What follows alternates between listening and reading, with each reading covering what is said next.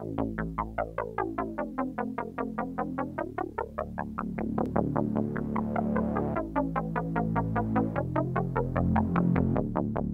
it's a song that we wrote actually very early in the writing process.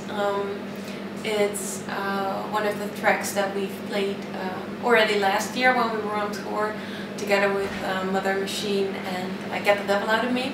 But back then it was in slightly different shape. We really liked the song, but I think in the studio we changed the chorus a bit.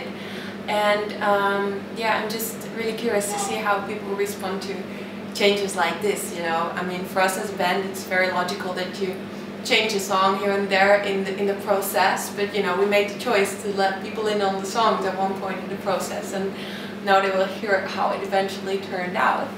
So yeah, I'm really curious for the response to this one. As for the song in general, I mainly like the big dynamic changes in the song, because you know, it's this kind of song about really sweet memories of a time ago in a relationship, and then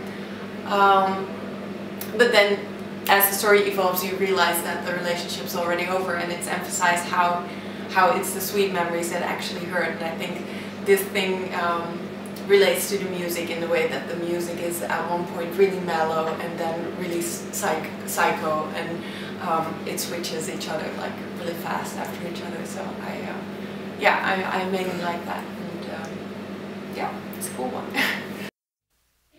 Hit me with your best shot. Okay, so track 5 is Hit Me With Your Best Shot, and to start off, it is not a Pat Benatar cover. I've heard some people expressing their hopes that it would be a Pat Benatar cover, but it is not. It's just one of the songs that we came up with in the process when we were writing songs on a farm in the middle of nowhere with Martijn, who's me, and Albert Phillips also, who co-produced our previous 2 records. And oh, we were so happy when we wrote the chorus, because it was so poppy, but then again it was followed by a riff which was so heavy that we were completely into it. And it was only when, you know, only when we got into the studio I started doing my you know, check Google search to see whether I would have like stolen things. You know, I always check my song titles mainly to see if there's anything else called like that. And then I found the Pat Benatar song and actually I liked it so much that I'm not even going to change the name. So yeah, it's not a cover, but I really like the Pat Benatar song, and I really like our own one as well. But I'm very glad that I found out about that one through our own song. Been trying to deny it.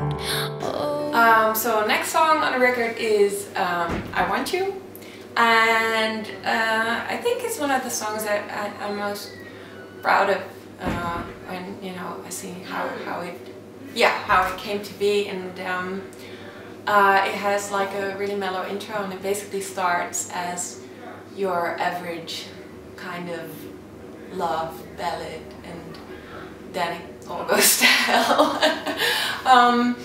The lyrics are it's like a love song, but then in the end it gets a really macabre twist to it, as the talking character is very much in love with a certain person, but that certain person already has someone to themselves, so the lead character decides to run over her lover in the car, because, you know, if I can't have you, no one will. And I think I need to add to that, you know, I always say like I only write about stuff that happened to myself. This is not the case here, it's fiction. My boyfriend's doing fine, and yeah, that is I Want You, I guess. Each one